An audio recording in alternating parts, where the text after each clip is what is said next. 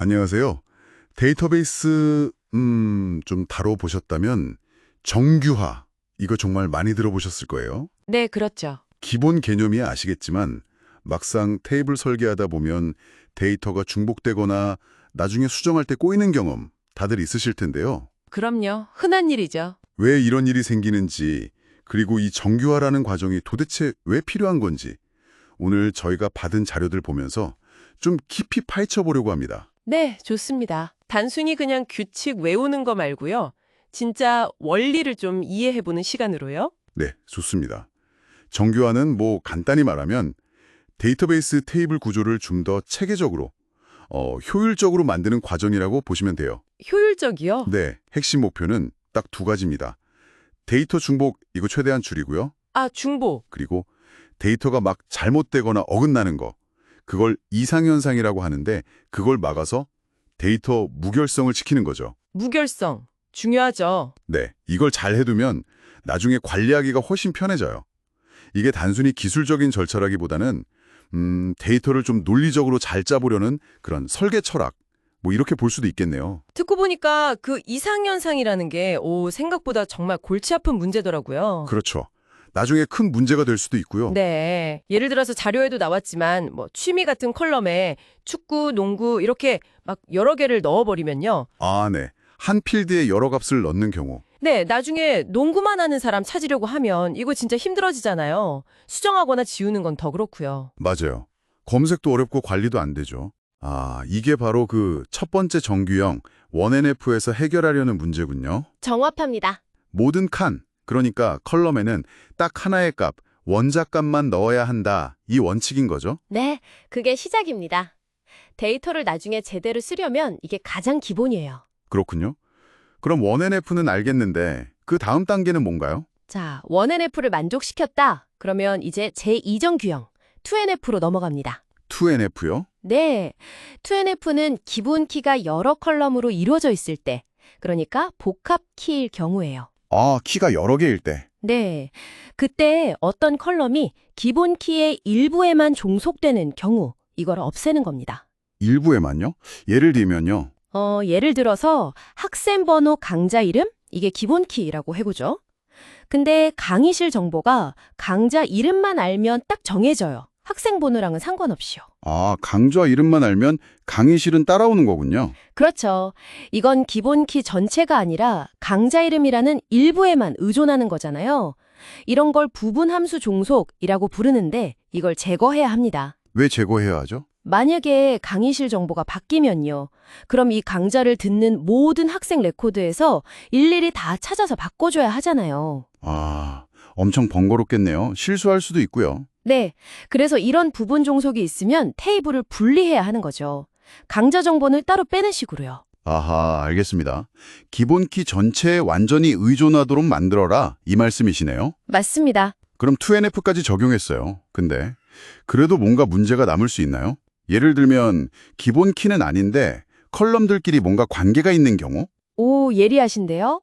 예를 들어 우편 번호를 알면 도시 이름은 자동으로 딱 정해지는 그런 거요. 네, 바로 그런 문제를 다루는 게 제3정 규형, 3NF입니다. 3NF. 네, ENF를 만족하면서 기본 키가 아닌 속성들 사이에 존재하는 종속 관계, 이걸 이행적 함수 종속이라고 부르는데 이걸 제거하는 거예요.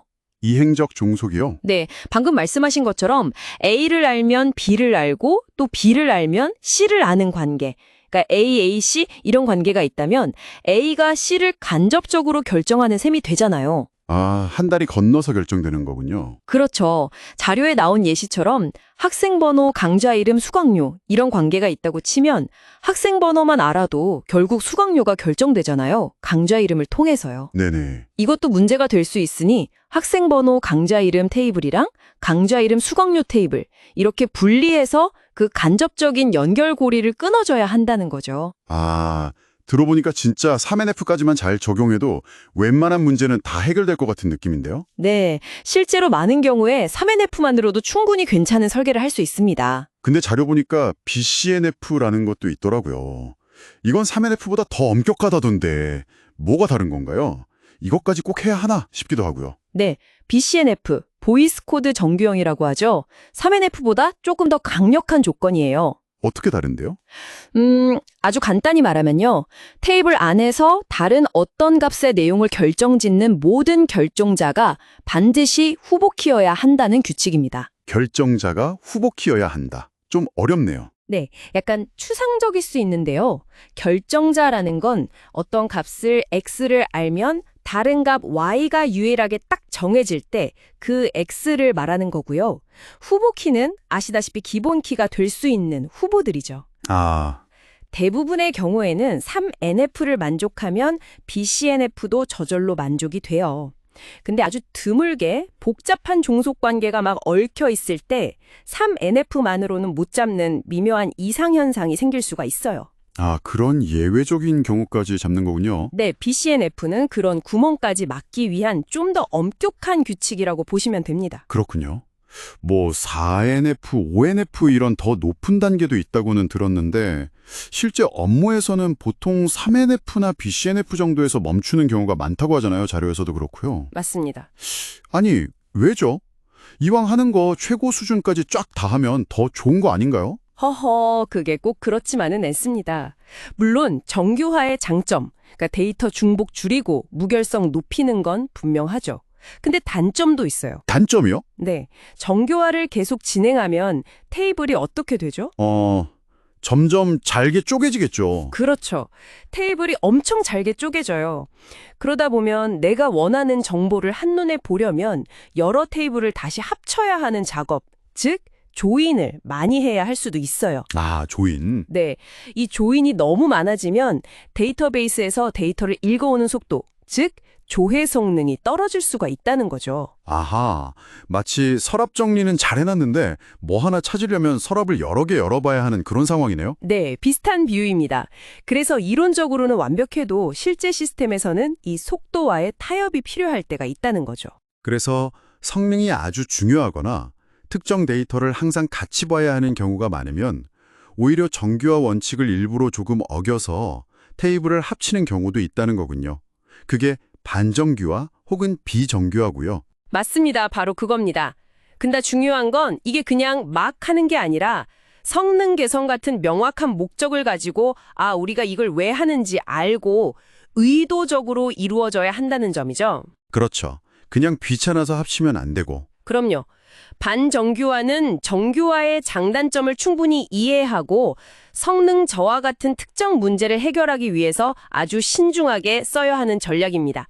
잘못하면 다시 데이터 중복이나 이상현상 문제가 생길 수 있으니까요. 경험상으로도 그런 경우가 있었나요? 네, 실제로 예전에 한 프로젝트에서 3NF를 아주 철저하게 지켰더니 특정 화면 로딩 속도가 너무 느려진 거예요. 그래서 결국 가장 자주 쓰는 데이터 일부는 반정교화를 해서 성능을 개선해야 했던 경험이 있습니다. 현실적인 고민이네요, 정말. 자, 그럼 정리를 한번 해볼까요?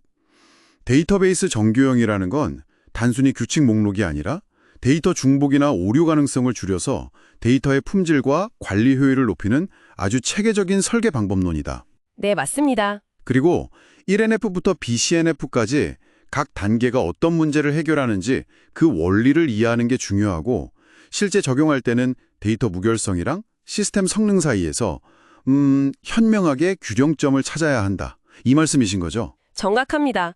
요즘처럼 데이터가 정말 폭발적으로 늘어나고 구조도 복잡해지는 시대에는요. 잘 설계된 데이터베이스가 시스템 전체의 안정성이나 확장성을 좌우하는 핵심 요소라고 할 수 있어요. 그렇죠. 정교화는 그런 단단한 데이터 구조를 만드는데 꼭 필요한 역량이라고 생각합니다. 제공해주신 자료들을 통해서도 이 중요성을 다시 한번 확인하셨으리라 믿습니다. 네, 오늘 정말 설명 감사했습니다. 아주 명확해졌어요. 마지막으로 이걸 들으시는 여러분께 이런 질문 한번 던져보고 싶네요. 네. 만약 여러분이 직접 새로운 서비스를 위한 데이터베이스를 설계한다면 어느 수준까지 정규화를 적용하실 건가요? 데이터의 일관성을 최우선으로 딱 지킬 건지 아니면 조회 속도나 개발 편의성을 위해서 어느 정도 비정규화를 감수하실 건지 어떤 기준으로 그 균형점을 찾으실 건가요? 한 번쯤 생각해 보시면 재밌는 고민이 될 것 같습니다.